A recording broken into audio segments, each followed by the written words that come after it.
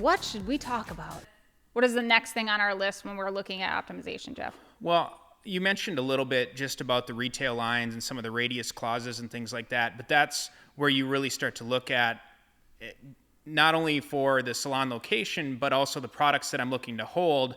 Is there an opportunity here that I will be one of the only salons in the area to carry either a luxury line or a new specialty line or an organic line, whatever that is.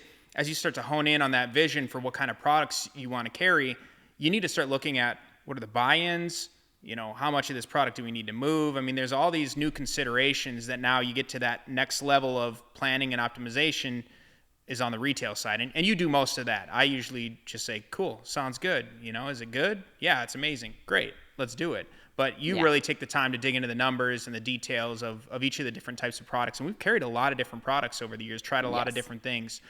What are your thoughts there? And maybe even a little bit, what does the process look like for working with a retail company? If I haven't bought a line before, what are maybe one or two things that we need to keep track of as we're looking to get products or samples and things like that? Yeah, I mean, typically, for me, I want to make sure I have a retail line that supports my business too, because a lot of them will, as far as what do your rewards look like for back bar purchases? If I sell X amount of retail, what are you going to give me for rewards so that I can stock my back bar? Which is really important because, again, that saves your business money. And it also encourages your staff and yourself to sell more just so that you can fill the back bar up. So that's really important to make sure, it's a good reward system.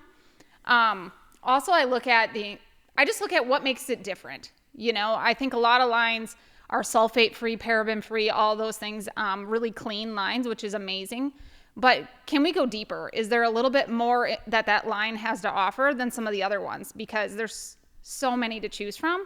I want to make sure that I have more options for my clients. So whether it's recycled packaging from the ocean, whether, where do they get their ingredients from, all those kind of things. I want to make sure I can offer the best because now it's my business, it's my name on the door, and I want to make sure that my clients feel that too when they come inside. Yeah, I know that, again, you don't just get a product because the name is good. You get a product because you try it, you use it, you love it, and like you said, it's an extension of the brand. But again, once you kind of know what you want, then it's understanding, well, some of these product lines have a massive buy-in to begin with. So if you don't start to get at least some of those high-level numbers put together, that can be a shocker because not having any retail product is already you're working against yourself for success in month 1, month 2, month 3, and starting to define what that set of products and services are going to be. Well, retail products too, just alone can get you clients.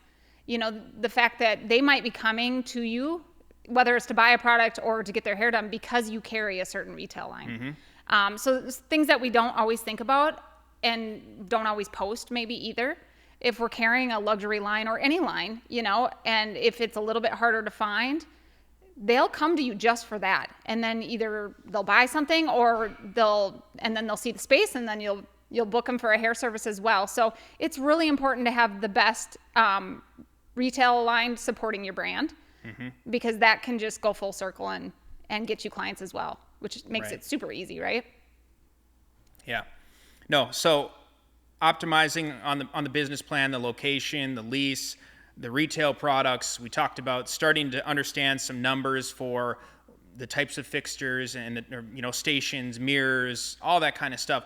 Starting to get that, because even early in our process here, we flew to Texas to go look at some different brands and different capabilities for how we would build out a salon. We didn't have a space yet. We didn't even know exactly where we were going to be. So getting some of that initial idea of what that process looks like, what the lead time looks like. It's not all just about the dollars and cents. It's about just the whole orchestration and execution of the plan. You need to start to understand what all this is going to look like so that when you do pull the switch or start signing on the dotted line, things start to come together and you're not, doing a bad job and waiting for things to show up in order to be able to open or have your first client. Because that's really what crushes businesses early in the process. Yeah, for sure. You want to maximize it as soon as you can get in that space. if you have clients or people that are willing to get their hair done, I mean, you're going to want to do that because you need to start making money. Right. But do the fun stuff at the beginning when we're doing the business plan. I mean, like you said, this time we took a trip to Texas, and they will cover your ticket if you purchase the products from them, like up to so much. But, you know, that to me is the fun stuff. I'm like, I'm going to get a trip out of this, and I can actually see and feel the products that I'm having this time. Because in the past, I have ordered stations or shampoo bowls, and they weren't quite what I expected. Now, once you get them, really hard to send them back. Right. It's just not an easy process. So either you settle and just keep them, or you do try to send them back. But this time I'm like, I'm going to do it right. I'm actually going to go pick, because I've had every kind you can imagine. So it was really nice to see it in person, because colors online too of chairs, like different tones and stuff, they don't look the same. Right. So it made the process a lot easier. I think you were bored, but that was boring. That was for me. That was the fun part. So hopefully somebody else would enjoy it too. It wasn't bad. And I do think that's an important part with what we've done, is going and actually physically being able to see the products that we're going to buy. Certainly being able to test retail products ahead of time. You took a bunch of different training classes to settle in on what types of services and capabilities we wanted to offer at the salon. So actually going and doing those, to me, that's all part of that optimization. I know I want to do this. We're going to do this. We're actively looking at spaces and things like that. We maybe have an LOI in place, but we're out there. We're still training. We're going to trade shows if it makes sense. You go to Vegas to do something, whatever is necessary to make sure that you really understand what you're going to be investing in. And that's kind of why this is ongoing, because optimization will have an impact on your vision. Some things may just not work for your initial vision, and you need to take it off the list. Same thing on the location. Well, this location doesn't support XYZ because this product is, already in a radius. So you need to be able to iterate on that stuff, and that's why it's so important to start to put some detail to it. Because if you live pie in the sky all the time, then when reality hits and you've got this lease coming, you're not ready to go. And I think that's one thing that optimizing certainly helps us do. Yeah, and I mean, try to do all that stuff while you're in the building phase. Like you said, get the classes, get a mentor. I think we all had those. I mean, my first salon, Instagram and stuff wasn't a thing. So I still had a mentor. She was just a little bit different. She couldn't help me on the things that I might have envisioned, but now that's an option. It's so much easier too. So you can really have all the pieces that you want, and you can make them come to life. And so I think it's really important while you're in the building phase to do it then, because once it's go time, you don't have time, and then you'll just put it in the back burner, and it won't ever happen. So, right. And you'll wish you had. So that's one of the things that we do now while we're doing the build out. Right. A lot of prep, a lot of planning in a smart way. Well, and I think the final topic, I guess, that I think we do during the optimization stages, because it's ongoing, but it's constantly doing sort of an A/B comparison of the different opportunities, whether that's a couple different spaces that we like for lease, or there's a business that's for sale, or whatever that is. We're constantly looking at not only comparing and contrasting, now that we've actually started to put some definition to these things, but we're also deciding what makes the most sense for the business that we're looking to launch. And not only that, we're also looking at, what if we didn't do this? What's the opportunity cost there of not getting a business started, not starting to create that legacy, starting to create that excitement? It's one of those things, like anything, if you don't start at some point in time, then it never happens. And you just mentioned that. If you don't do the training now, you might not do it because you'll be too busy, or, everybody's always too busy for everything. If you have a plan and you execute against it, you all of a sudden make time for the right things. And I think that's why we're always analyzing the opportunities, and we've actually got some tangible data points to do some comparisons. Yeah, because confidence is key. So if you have the right training, you feel confident when you go in, and then you can nail those consultations. You know that they're going to book. Very, very rarely do I have a consultation that doesn't book, but that's because I'm really confident in what I do. But that came from training, and that came from all the experience in the past. So if I had that going into my first salon, well, that would have made my life so much easier, right? So just doing all the plan, like, this is why we do a business plan. This is why we put it down on paper, and then we can execute it so much easier. Right. Yep. And then we know the salon is going to be successful too from the beginning. But confidence is definitely key. It makes everybody feel better.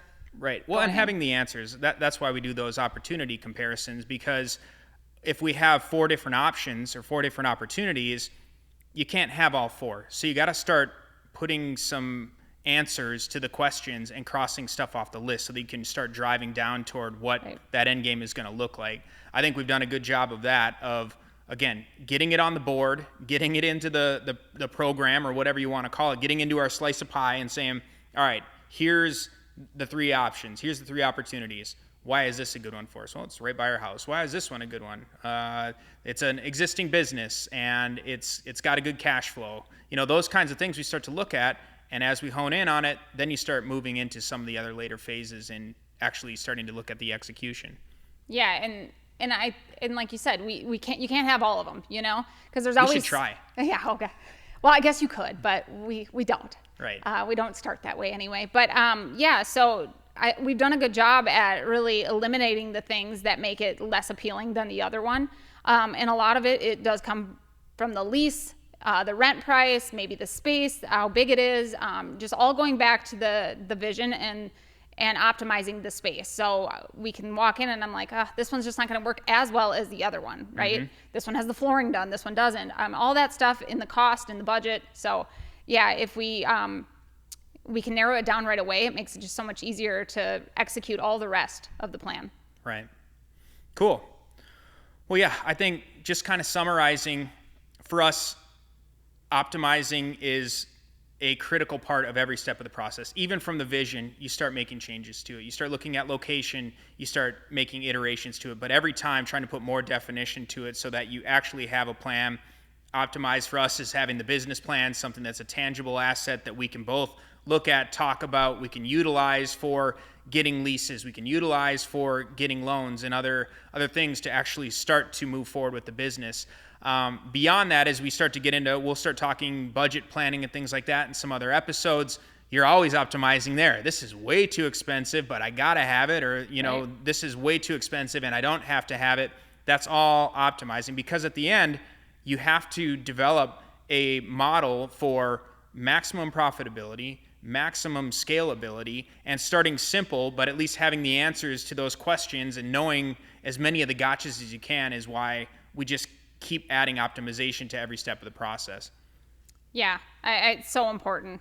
And again, we go through this every step of the way, and it just makes our process so much smoother. Right. We're still going through it, and we've got the doors open. I mean, we're optimizing every week. We're making changes and tweaks to the business model, to the staff, to whatever we need to. The services, the amenities, the customer experience. For sure. It never stops. So prepare to change. You're going to have to accept the fact that not everything is going to go 100% as the vision started. Yeah. But if you have a plan, man, it really helps with the confidence, like you mentioned, and certainly the success. If you have a good plan, you will achieve exactly what you're looking for. Right, because our goal is always to just be the most organized business we can and execute flawlessly. So that's always the goal at the beginning, and this helps us do that every step of the way. Definitely. Awesome. Well, thanks again for listening to the Salontrepreneur podcast. I'm going to sign off. You going to sign off? Sure. I'm out of here. Bye. Have a good week, everyone.